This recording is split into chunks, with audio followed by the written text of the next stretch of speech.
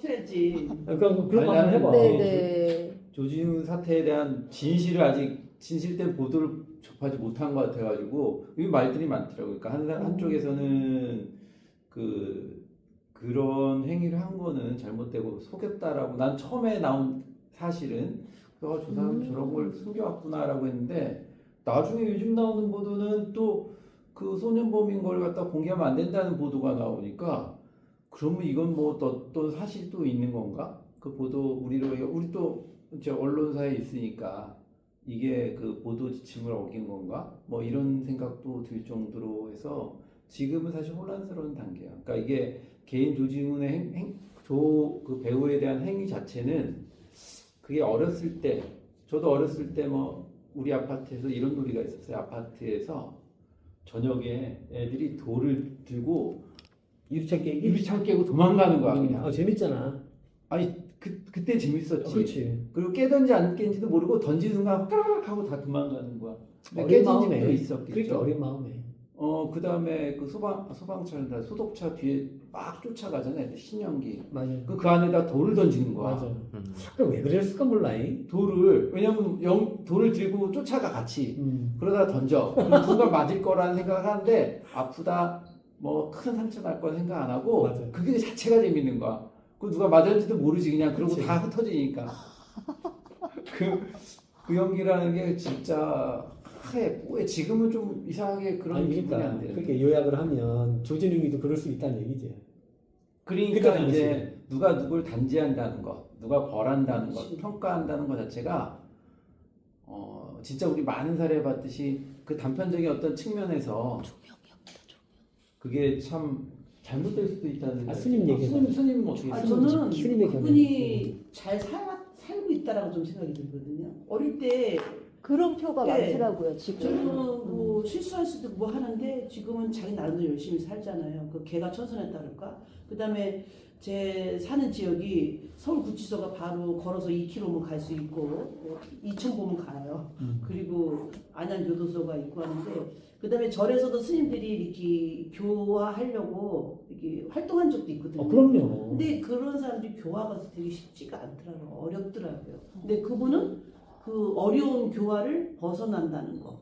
그다음에 성공적인 사례지. 네, 그렇죠. 그다음에 그 우리 학교에서도 경찰 행정학과 나서 교도관 되려고 노력했던 친구가 있거든요. 근데 그 친구가 교도관은 못 되고 그 이제 봉사로 이렇게 교도소를 갔더니 이러더래. 목사가 된 거예요. 왜 그러냐면 그 재소자로 들어갔다가 안수 기도 받고 목사가 된 분이에요. 와. 그분이 꽉 잡고 있대요. 그 교화하는 거.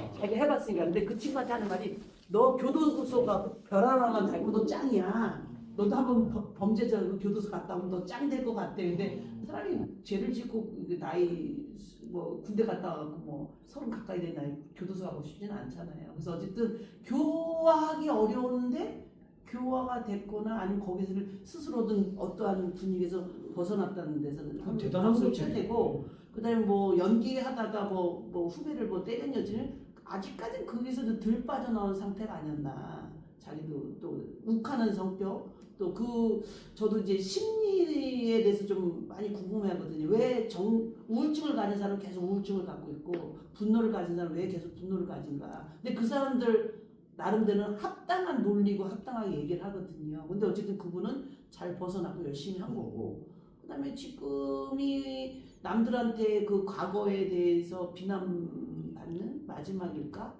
자기 죄를 뉘우치는 거에 그런 과정일 거고, 또 지금은 힘들겠지만 활동하지 않을까. 또 아깝잖아요. 우리가 봐도 저런 재능을 가진 분이 열심히 활동하는 거를 우리가 인위적으로 막을 수는 없죠. 그래서 좀 시간이 지나고 자숙하고 자기 나름대로 열심히 노력해서 바꾸면 되지 않을까. 그래서 그분 보면 저는 야, 부처님이 일천제도 이렇게 구제할 수 있다는 게 맞구나 그런 느낌이 좀. 그러니까. 어떻게 생각하세요? 아니 그러니까. 아니 근데 저는 항상 이제 그런 건이 조진웅 씨만이 아니라 많잖아요. 우리 그죠. 사회가. 제일 나는 아쉬운 게 뭐냐면은 이게 단죄예요. 그게 어떻게 보면 실체적인 사고거든. 네. 그러니까 너는 나쁜 놈이야 이런 거. 그렇게 딱 그 도장을 찍거든. 근데 금강경에서는 도장 찍지 말라는 거 아닙니까? 그 상을 깨라는 얘기거든. 근데 너무 우리는 그 그 이분법적 사고로 선악, 미추 이렇게 나누듯이 그런 게 너무 강해. 그래서 뭐 30년 전, 40년 전에 한 것도 다 끌어내가지고 이렇게 한다. 그러면 우리 모두가 다시 그렇게 할 수도 없는 건데 걔만 딱 핀셋으로 꼽아가지고 멀쩡하게 사회생활을 하는 사람을 그게 무슨 실익이 있을까? 아니, 근데 이제 나는 이제 그런 내가 이제 딸을 둔 부모로서 만약에 그 아무리 그게 어렸을 때 있더라도 그 자기 딸이 그런 어떤 행위에 의해서 피해를 보거나 입었다면 했다면은 그쵸. 그것이 진정한 사과가 된 것인가? 맞아요. 더구나 트라우마 속에 그렇게, 갇혀 있거나 예, 이러면 아직도 더구나 내가 그런 걸 뭐 딸이 기억을 할지는 모르지만은 그걸 지금 그 순간에 드라마에서 저렇게 잘 나가고 있는 사람 보는 사람이 이제 내면적으로는 사과할 수도 있죠. 우리가 그 내면 들으면 아, 나 이제 이렇게 하면서 열심히 살 거야. 그래서 봉사할 거야라고 해서 살고 있는지 모르지만은 맞거나 뭐 어떤 피해를 받던 사람 입장에서는 나한테는 와서 아니면 나한테는 어떤 이런 방법도 없다가 저렇게 하는 것은 또 견디기 힘들지 않을까요? 당연하죠. 그래서 일단은 저는 이렇게 봐요.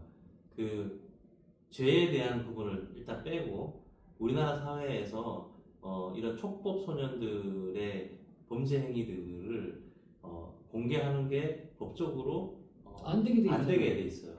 예. 그렇게 법을 만들어 놓은 거는 나름대로 이유가 있을 거거든요.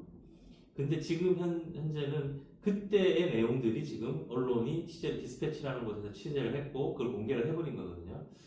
이제 이럴 때 기존에 우리가 사회적으로 가지고 있던 법률이라는 제도를 통해서 금지하고 있었던 내용들을 이 언론이 이거를 취재윤리를 차원에서 봤을 때 그러면 합당하게 이 개인의 알 권리를 추구하는 방향으로 이렇게 공개를 했어야 되는 건지 아니면 우리가 제도나 법에 만들어 놨듯이 저 부분을 조금 공개를 하지 말아야 되는 그거 위법이죠. 이런 부분들에 대한 고민이 굉장히 강한데 일단 법률적인 부분에서는 무조건적 위법이에요. 그러면 그거는 예. 고소. 저건 그래서 실제 지금 고소가 이루어져 있어요. 그거는 네, 막 고소가 지금 돼 있는 건데 맞아요. 지금 이제 대다수의 사람들이 바라보는 거는 그 법과 제도의 문제가 아니고 그럼 저 사람의 행위에 대한 문제로 지금 이제 바라보고 있는 거거든요.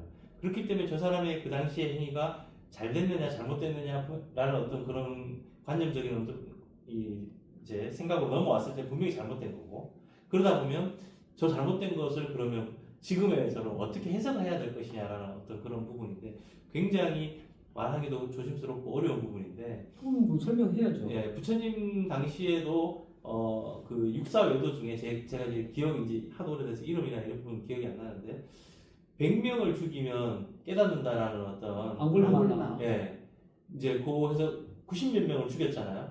근데 그분도 부처님의 법을 듣고 자기의 과오를 이제 뉘우치고 또 다시 수행 정진해서 깨달음을 얻었다는 어떤 그런 내용이 나오는데 이제 과거의 내용들을 물론 굉장히 지금 이제 성 관련 범죄가 부분 같은 경우는 문제가 있는 부분이고 그 상대방이 존재했기 때문에 그런 상대방에 대한 진정한 뭐 사과라든지 이런 것들이 어느 정도 이루어졌는지 잘 모르겠지만 조진웅이라는 사람이 그 이후에 나름 살아왔던 궤적을 또 봤을 때는 조금 이런 부분이 좀 과도한 부분도 있지 않을까. 예를 들면 우리가 잘 아는 장발장 같은 경우도 빵 하나 훔쳐서 십몇 년을 감옥에 살았지만 또 시장이나 뭐 이런 것들을 하면서 많은 사람들을 또 이롭게 했던 그런 우리가 역사적인 어떤 인물들도 존재하는데 조진웅이 이제 저런 사건들이 다 이제 알려졌고 지금부터 그러면 저분이 어떤 방식으로 어떻게 대처하느냐가 이제 굉장히 중요한 거고 그렇죠. 저런 위기를 저런 인생의 어떤 그런 절대절명의 순간에서 공식으로 내지는 좋은 쪽으로 회양을 해야지만이 다시 조진웅도 살아나오지 않을까. 안 그러면 저 사람이 네. 이성균이처럼 자살하는 그렇죠. 게 네. 그게 논리적으로 또는 마음적으로 해소가 안 되면 딱 자살하는 거예요. 저는 그렇지 않도록 아직 되려면 어떻게 해야 되느냐. 좀 이런 문제에 대해서 한국 사회가 좀 개인적으로 사회적으로 이렇게 치료하는 방법이 없다는 게 좀 안타까운 것 같아요. 쉽게 얘기해서 아까도 말씀하신 것처럼 트라우마를 갖고 사는 사람도 있고 범죄를 저지른 사람도 있고 근데 그 범죄를 저지른 사람이 많이 개선됐잖아요. 개선되고 왔는데 또 트라우마 남는 사람도 있거든요. 그래서 이런 것들이 뭐 어떤 사회적으로 이렇게 치유할 수 있는 거를 계기를 마련해주거나 편안하게 또 그 이 사람도 이제 이게 그 개가 천선이 돼갖고 더 봉사를 하거나 이런 것이 좀 그게 뭐 10원 주고 100원짜리 물건 사고 이런 그런 문제가 아니라 우리가 조금 더 이렇게 사회적으로 개인적으로 이렇게 어떠한 행동을 바꿔 나갈 때 그 다음에 아까도 선생님이 정의란 뭐냐 할 때 저는 이런 생각을 좀 갖고 있거든요. 선의 방향으로 가는 게 정의다. 착할 선자 좋은 쪽 방향으로 그것도 누가 좋으냐 내가 좋은 게 아니고 모든 중생이 좋은 쪽으로 가려고 노력하는데 그게 모든 사람이 갈 수는 없어요. 그게 노력이에요. 그래서 다들 평안하고 행복할 수 있는 길을 추구하는 것이 정의라고 저는 좀 생각하고 있거든요. 저도 말은 맞는데 근데 그러니까 중도의 과연 길로 가고 노력하는 다 거죠. 평안하다는 게 뭐냐 이거지.